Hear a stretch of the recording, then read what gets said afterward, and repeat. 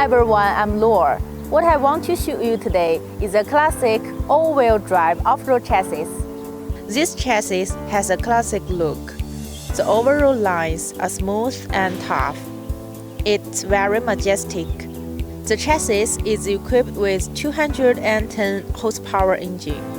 Transmission is manual 6-speed, high and low gearbox.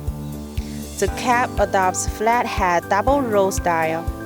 The interior space is more spacious and bright. Wide driving view.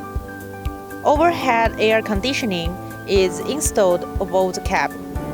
The size of the chassis is 7,350 by 2,360 by 2,810 millimeters.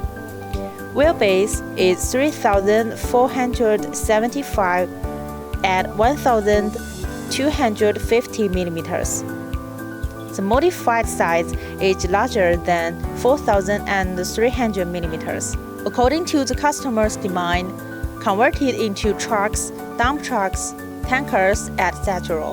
Chassis with off-road tires. The tires of the chassis are equipped with automatic inflection and deflection valves. Tires can be inflected and deflected manually. Optional winch increases safety in harsh environments. Okay, if you want to know more information, please follow us. See you next time. Bye-bye.